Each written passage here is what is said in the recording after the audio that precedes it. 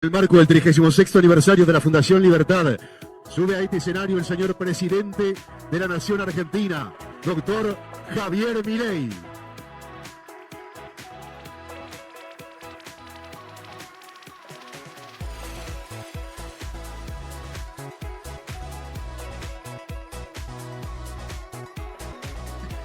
Hola a todos. Si no, no soy yo. Bueno, buenas noches.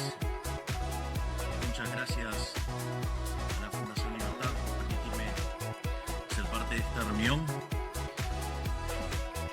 Y además, honrado por tantas personalidades como el presidente Macri, como el presidente Lacalle Pou, como el presidente Aznar. Así es que la doctora Bullrich, genia Patricia. Así que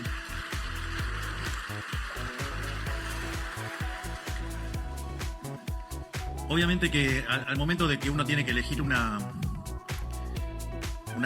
ponencia, tiene que acostumbrarse y acomodarse a lo que son las necesidades del momento y al lugar donde está. Y dada la discusión, digamos, que hoy está tan presente en Argentina sobre el tema de la inflación, sobre la discusión del tipo de cambio y ese tipo de cuestiones, y dado que estoy frente a un público calificado, un público que está acostumbrado a recibir análisis económico, la intención de esta charla es básicamente contarle cómo es nuestra visión de cómo enfrentar y atacar y exterminar de una vez por todas el problema de la inflación en Argentina, que tiene una fecha de inicio clara, que es cuando se creó esa institución nefasta que está en Reconquista 266, llamada Banco Central de la República Argentina.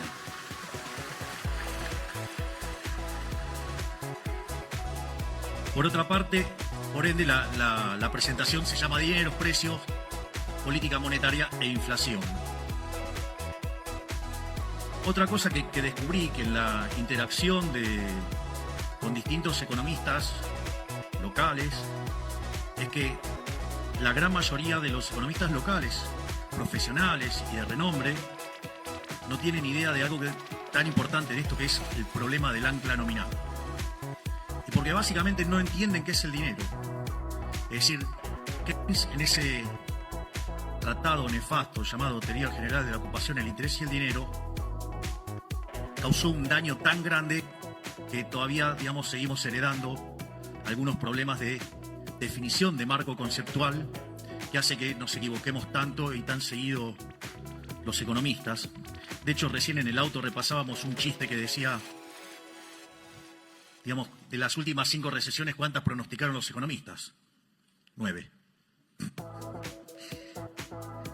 Digo, más allá de los chistes de esto. Entonces, resulta fundamental y clave entender qué es el dinero. O sea, lo que uno se da cuenta es que discuten el problema de la inflación y no entienden qué es el dinero. Entonces, está el coloso está Federico Sturzenegger. Qué placer que lo acabo de ver. Gracias, Federico. Entonces, básicamente lo que yo voy a hacer es una introducción sobre qué es el dinero y a partir de ahí, digamos, voy a derivar la naturaleza monetaria de la inflación, voy a desmitificar algún tipo de cuestiones que andan dando vuelta y después voy a discutir la coyuntura presente sobre el trabajo enorme que está haciendo Luis Caputo, Santiago Bausini y todo su equipo, de quien estoy verdaderamente, profundamente orgulloso.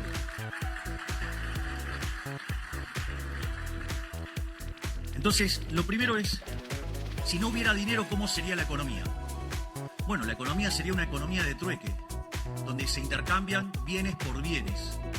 Ahora, en una sociedad chiquitita eso no es en principio un problema, pero en una sociedad más grande sí es un problema, porque ustedes tienen un problema que se llama la doble coincidencia. Es decir, ustedes tienen que encontrar a alguien que quiera comprar lo que ustedes tienen y al mismo tiempo, digamos, machear la venta, digamos, o sea, que además quiera lo que ustedes tienen. Por lo tanto, ese proceso se hace muy, muy difícil. Pero al margen de que ese proceso sea extremadamente difícil, aparece un segundo problema, que es el problema de la indivisibilidad. Porque sí, yo puedo querer comprar pan, el panadero quiere comprar el servicio de análisis económico, pero digamos, o sea, la cantidad de kilos de pan que me tiene que dar, digamos, para que yo le hable, no sé, una hora de economía, no me apega. Al menos hoy. Y espero que después de mi paso por la presidencia, muchísimo más. Porque tengo que seguir laburando después. Entonces, ahora, frente a esa situación, digo, el hombre no se quedó llorando. O sea, no es que se puso a llorar en un rincón, digo, y lloraba por el problema de la doble coincidencia y la indivisibilidad.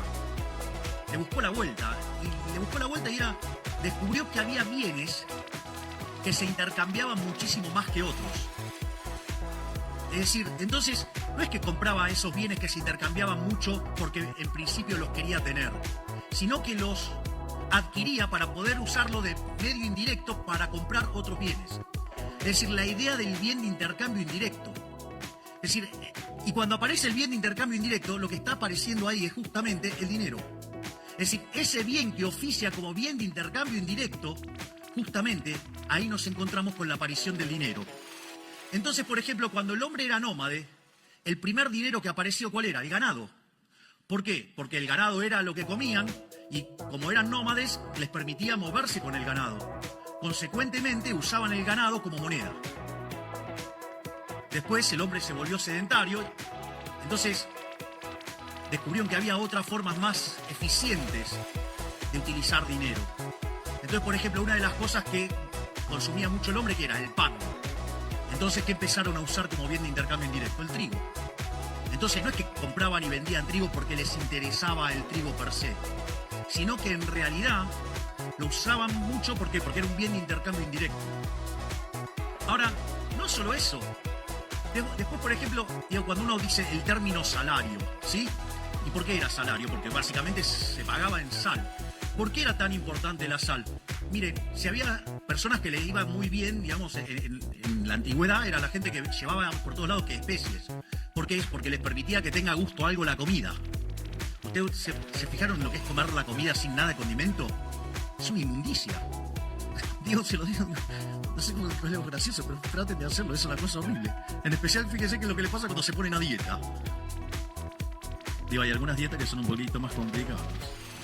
Sobre todo la de gasto público. Pero bueno.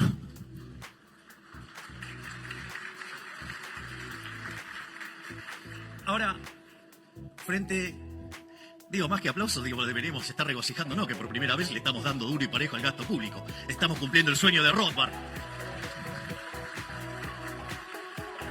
Es increíble, ¿no? Digamos, una caída real del 35% del gasto público. Vamos, muchachos, eso es sacar al Estado del medio. Es decir, la verdadera presión fiscal es el tamaño del Estado. Si le pegamos semejante recorte, vamos que les estoy devolviendo libertad a lo loco. Pero bueno. Es más, volviendo al tema de la sal, digo, ¿por qué la tradición de darle la sal a la otra persona, de ponerla y no dársela directo en la mano? Porque dicen que si no sería mala suerte.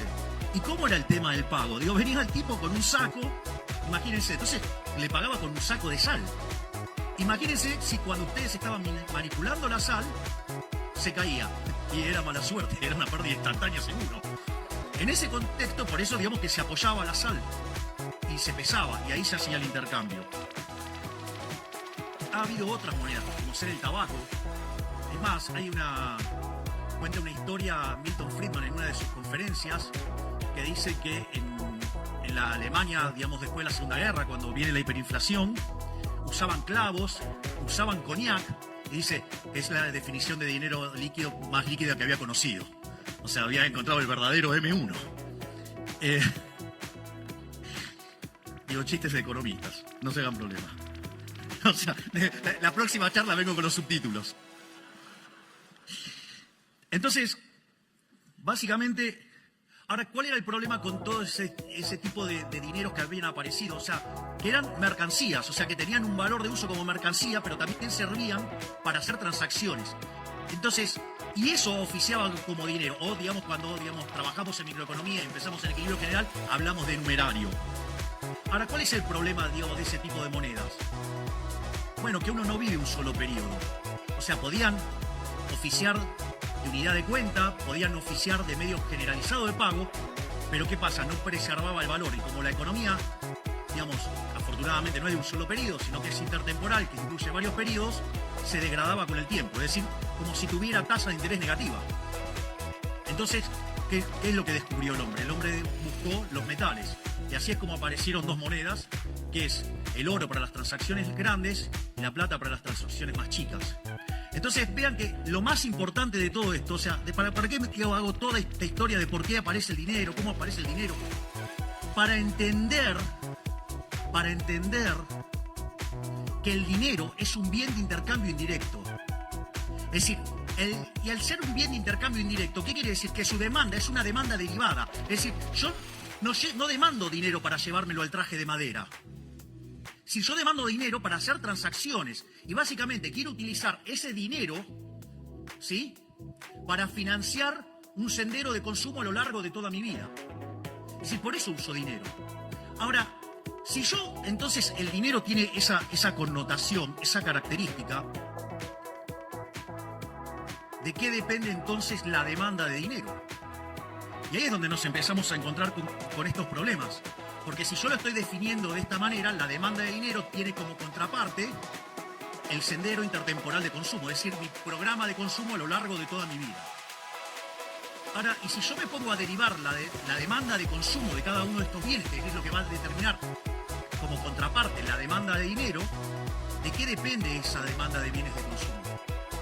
Y en el fondo, esa demanda de bienes de consumo van a depender de lo que en paz descanse decía Robert Lucas Jr., que depende de los parámetros profundos.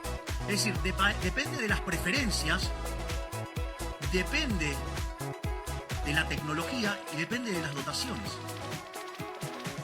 Por lo tanto, si las dotaciones están dadas, las preferencias están dadas y la tecnología, es un caso, sin que se haga alguna suposición sobre el progreso tecnológico, que también está dado, y si lo quieren asumir, lo van a poner dentro del modelo. En el fondo, como diría un físico, en condiciones normales de presión y temperatura, la demanda de dinero debería ser una cosa absolutamente granítica que tiene como contrapartida mi sendero intertemporal de consumo, que depende de los parámetros profundos, que son datos dados. Esto es un tema demasiado interesante porque, ¿qué es lo que sucede? Porque si entonces la demanda real de dinero, que es esto que acabo de decir, y que sin presencia de ese ente nefasto que emite papelitos, debería ser una cosa bastante dura, granítica. Y eso debería igualarse a los saldos reales. Es decir, la cantidad de dinero dividido el nivel de precios. Entonces, fíjense que ahí ustedes se encuentran con la teoría monetaria de la inflación, porque ustedes van a determinar que el nivel de precios va a venir dado por el cociente entre la oferta de dinero y la demanda de dinero. Y ahí, cuando ustedes incrementen la cantidad de dinero, lo que van a hacer es determinar el nivel de precios. Es lo que se llama el problema del ancla nominal. Es más, cuando ustedes derivan las funciones de demanda de cada uno de estos bienes, como son, homogéneas de grado cero, ustedes determinan los precios relativos. Y al determinar que el dinero es el numerario, lo que hace el Banco Central es que queden todos los precios determinados en dinero, es decir, determina la escala nominal de la economía. Es decir, el famoso ancla nominal, es decir, la forma en la cual yo estoy anclando el nivel de precios es fijando la cantidad de dinero. Entonces, si desde que asumimos en diciembre la base monetaria está constante, pese a que compramos 15.000 millones de dólares, pese a que se nos dispararon los puts, pese a que tuvimos que pagar los pasivos remunerados, la contracción por Bopreal y la contracción por superávit fiscal ha sido tal que compensó todo eso y dejó la base monetaria constante. Por eso está bajando la inflación.